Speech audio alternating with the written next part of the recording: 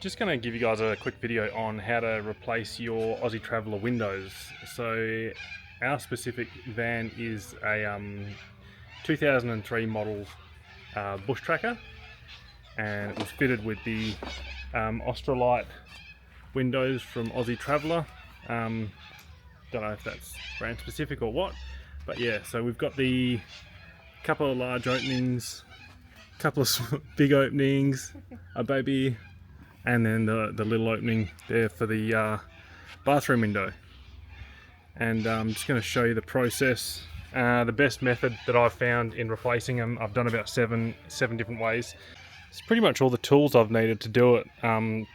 So with the angle grinder, where your frame of the tin sheet meets the internal frame, it was just a bit too large on ours, so I had to cut them back a bit. I'll show you that in a video. And I've got Sikaflex 227 fast curing automotive sealant. This stuff is pretty much what they were fixed with from the factory. Just almost acts like blue tack, and even with 20-something year old Sikaflex, it still acts like blue tack underneath it in the large areas. The cloths to wipe it up, and you make a mess like that if you use them, and just seal them properly. And then I've been using other just microfiber towels to clean up the Sikaflex itself. Been using mineral terps. I'll show you which one. Just your standard run-of-the-mill Diggers mineral terps, and that has been really good at cleaning up the Sikaflex. And then we've got a drill to remove all the screws around the frame, a tape measure to double check we're putting the right window in, / it is the right window. And then I've just got a couple of silicone tools here that have been, this one in particular has been quite good at scratching away the old Sikaflex and just cleaning it up along with the terps and everything. And then a couple of screwdrivers.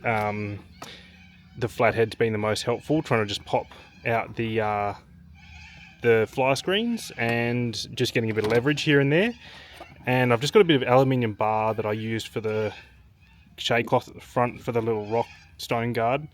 And this has been really helpful just as you're trying to crack the window off, just dragging that under, breaking all that silicone sticker away. And a file just for cleaning up the sharp edges, because all the corners have been cut quite rough and sharp. And a Stanley blade I've just been using, trying to get into as deep as I can into the window. The first crucial step is to make sure you've got the right window. So we'll grab our tape measure, and then on these, you want to measure from the inside trim there to the other side, equal to that. So for example, excuse the shit filming.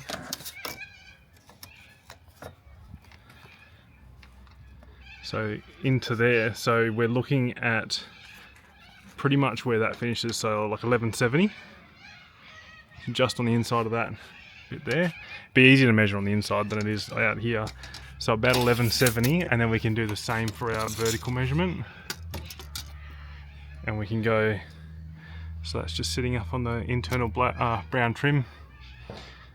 And we're going to be looking at about 565, I think. So I'll double check that on our new window. So this is our new window here, and we can double check that measurement. It's basically the cutout of the frame. So hooked in there, so it's about 1175 that way, and we're at about 565 that way. So this is the right size for that, but for some reason these just happen to be the littlest bit tight on these, so I'm not sure if that's an us problem or if it's just how the newer versions of these are, because these are a little bit different to the originals. So the box that they came in, this is what they say on here. So you've got your size, and it's got 565 by 1175, so that's pretty much what we had. Don't get that confused with the carton dimensions, because that's not the right one.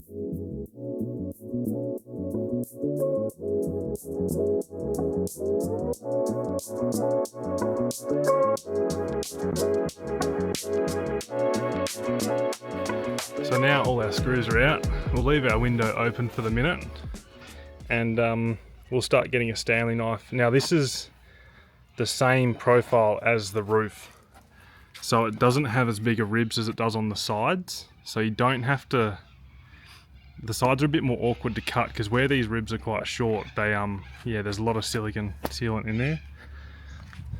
I'll show you what I mean. So with this one, for example, really large rib there, which pretty much meets hard up onto the window frame, and then quite a large gap that you can nearly fit your bloody pinky in there all the way down. So that profile is much larger or pronounced than what the roof one is. So it's similar, but just a little bit different on these. So now I'm just going to try and get my open Stanley. Actually, I might get my fixed Stanley and just try and like feed that behind there and cut away as much as I can. And then hopefully we can just pop that out afterwards, but we'll see how we go.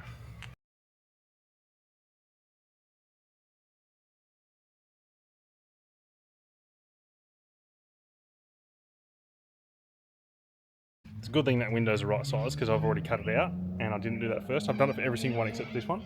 So we've cut around it, but I'm not convinced. With the profile here, I need to cut a bit deeper. So I'm gonna try and get that other Stanley blade just in the back and get a little bit more out of it.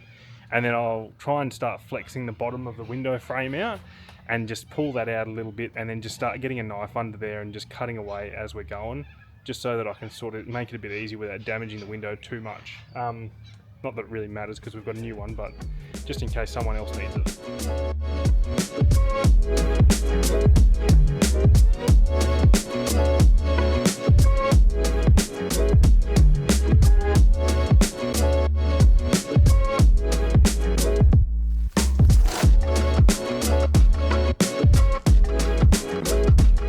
So that was one of the harder ones to pull off.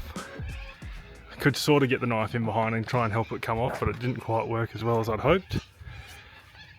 And there's a little split up here too, which was already there, but became quite apparent once I was peeling that off, which is good to get to now.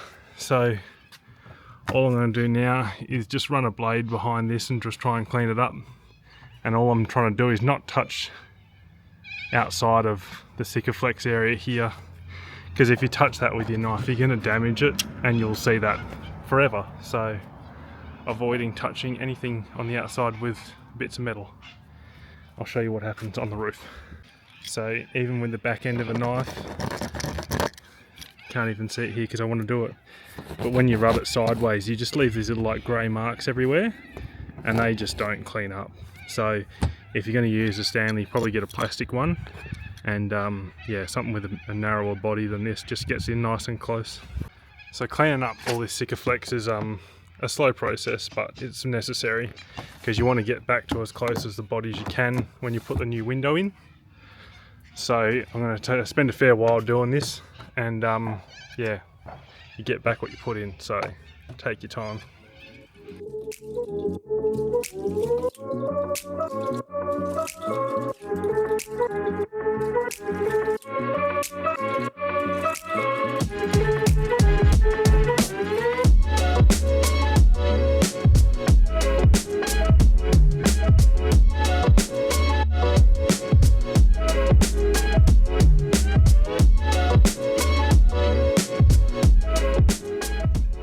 So we've cleaned off all the old Sikaflex. It's not perfect, but it's better than what it was. These back and front ones seem to be the worst, where the profile is actually thinner. So it's just a bit more flat and harder to cut through, and also just, yeah, gouging it's just painful. So you can see there, it's sort of like, it almost turns to blue tack when you get enough of it. And yeah, just painful to remove. The Terps does a reasonable job, but even something of like this much volume would take a fair while to get off with a bit of Terps. So yeah, it's just a bit easier just to scratch it off or rub it off or something like that. So anyway, now what we're going to do is, where the aluminium frame internally here is, the silver bit is our internal frame. It just isn't quite wide enough to suit our new window. So what we're going to do is we're going to run the angle grinder down and cut probably just past it a little bit, because it won't matter so much if we cut too much off here, because we'll cover it with the frame. That will cover from there to there. So we'll trim that up, and then we'll be able to slide the window in easily, because if we don't do that, then this catches as you push the window into place, and then you try and like pull against that and you pretty much just peel the wall off with it. So it's just not very nice. So we just widen that a little bit and it makes our life a little bit easier. Yeah, the other reason we tore up here is because on the front and back windows where the profile is thinner, they've pop riveted. So you can just see behind here, there's a little pop rivet in there. So that pop rivet holding half of it in place, and then when I peeled the window out, just put too much pressure on that and tore it up. So that's one of the things to look out for with these. They seem to only be, I think there's 3 top and bottom. Yeah, there's none on the sides, there's only top and bottom. So I found that with the front window as well. There was one about there, one in the middle, and then one at the end, and then same at the top for both front and back.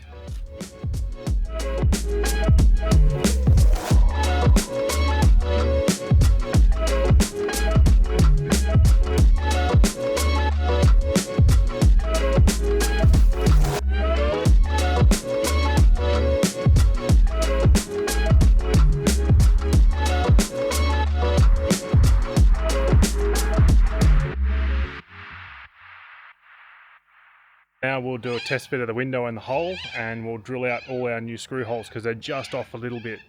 Now the stainless screws are really soft, so you've got to pilot them just right, and I did a little test hole and I found out that 3mm was a perfect hole. If I did any bigger, the shank wouldn't actually drive in, and if I did any smaller, I just snapped the screw. So 3mm was perfect for them. Take your time and check what you need because they might be different screws or whatever. So yeah, that was what I found with mine, but somewhere to start, about 3mm. So now we'll chuck the window in and make sure we can get our screws in and make sure everything fits nicely.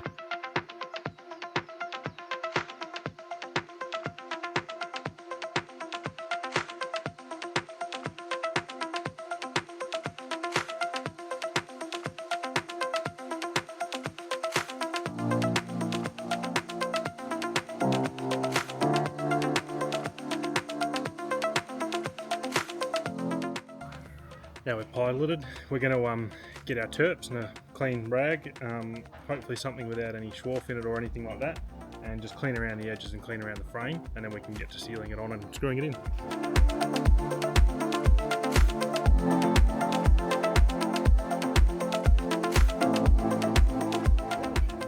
So now we're up to sickering. What we're going to do is just run a bead around. I've only got the nozzle cut back a little bit. We're going to run a bead around and just cover these holes, and then just sort of stick to where the end of the nozzle is there, just a little bit in but not all the way out, or in, just in the middle, and just work our way around there nicely, just going the whole way through. Nice big bead touching, making sure it's adhering to every point that we're doing, and we should be okay. So this doesn't need to be this tall, but I'm doing it anyway because the more the merrier. We're just trying to make it stick out fast so that it adheres to the window frame as well. So I'm dabbing it back and forth just to make sure it definitely makes contact with the wall. This is our dirtiest surface, so it's the one we need to make sure the most. And just work our way around doing it like this. Because the roof profile is nice and flat, it doesn't need to be too tall, whereas the wall ones are quite large, so we've got to work them a bit more than this. The bottom edge here doesn't matter so much because we sort of want water to drain out of here, not stay in here. So if we miss a bit here, it doesn't overly matter unless we get some wet season rain and it comes up from the bottom.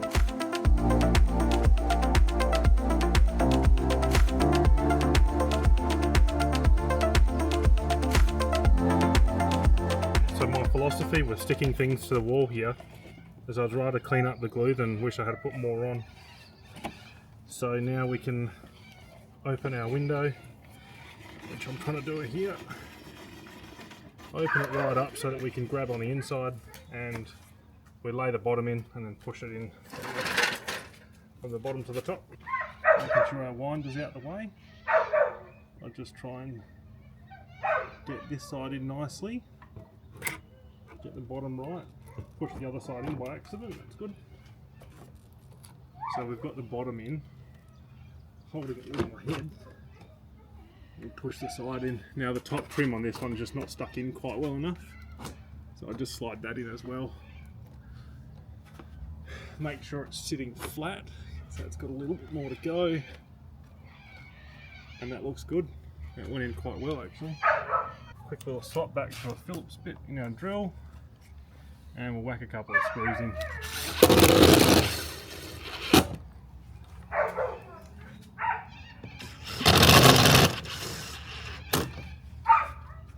So what I'll do now is I'll go around and just put all the screws in, and I'll just nip them up. I won't over tighten them or anything. I'll just get it so it's sitting nice and flat.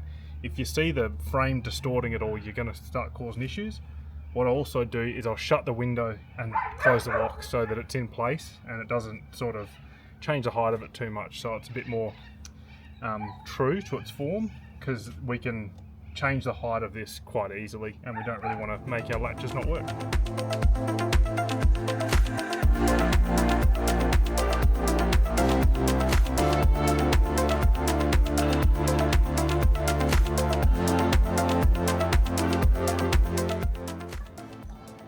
Got a spare screw. Now we've done all that, we've got our wet Sikaflex around here, so we're going to try and I'll probably put a bead around and just clean the whole lot up. It'll take me forever, but that's right, I want it looking nice, so that's all good. So now we'll just chuck a bit more Sika in, try and we're trying to push it into the groove a little bit, and then spread it out, clean it up, not make a mess hopefully, and that's pretty much it done. We do have a bit of rubber strip in here, but I'll probably do all of that on another day. That's not hard, it's just a matter of feeding it in and managing to push it in, and that's pretty much the window.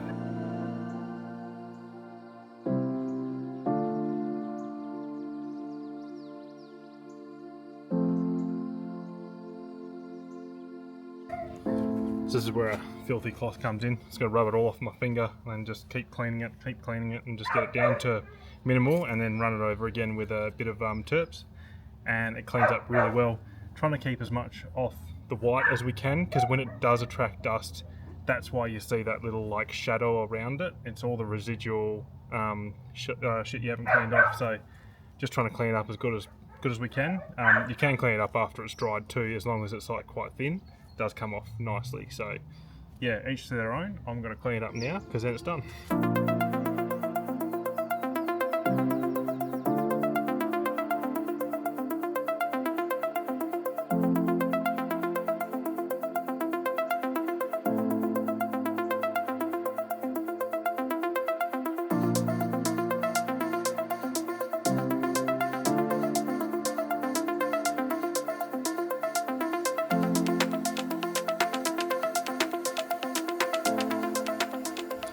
So we tried just feeding this in and then sliding a trim removal tool along it, but that didn't really work too well. What we found was best was just pretty much getting the trim removal tool and using it where my finger is now, having that set in on the left side here, and then we'd just push the right hand side in as we went along. So it was sort of not like that, and just did that the whole way along. That way it didn't stretch, so it's not going to shorten the length of it while it's in there. And as you can see at the top there, I've made a heap of excess, so I'll leave it overnight and then try and cut it back tomorrow, next couple of days, just so if it does shorten it, I don't have to redo it. But they supplied a heap to do them, so now they are looking absolutely schmick. Love it. So as you can see with the larger rib here, we have to fill that gap well and truly full. So it becomes a bit of a pain doing the walls. But what you just saw with the back one's a bit easier in terms of cleaning up the Sikaflex and making it look good. I didn't seal under here at all, just what was stuck onto the wall as I installed it. So I haven't done anything on the bottom because it just doesn't really need it. And yeah, made the side look as good as you can really. Took about, I think the first couple took about 3 hours, and I got it down to about 2. Just depends on how much cleanup you do and how you want it to look.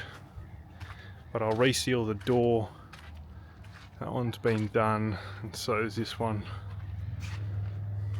That one had the older screws, different screws in it, but bit the same. They all look relatively good, and the front one as well. Stoked with that, and I'm glad I did it. So now We'll probably get into the J-track next on the corner here, make that all black, finish off the wall and repaint all that. And I've got to still replace this vent. I've got another one there, just haven't got around to it yet. But that pretty much does the windows. Stay tuned for the rest of it. So the only thing I'm not going to show you here in this video is how I've sealed this crack on the inside. All I'm going to do is basically just run a bead. All you need to do is go from the roller box here all the way down, across and around and up, back to this roller box here, and then just clean all that up.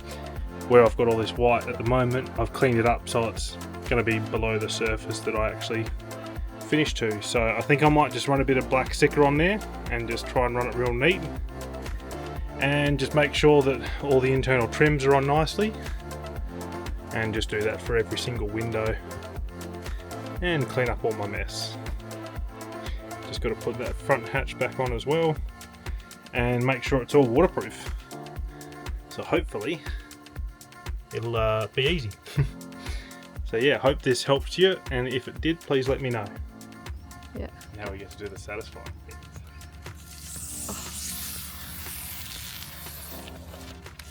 Very nice. Oh yeah. They're a bit purple, but meh. They are. Go and get another one.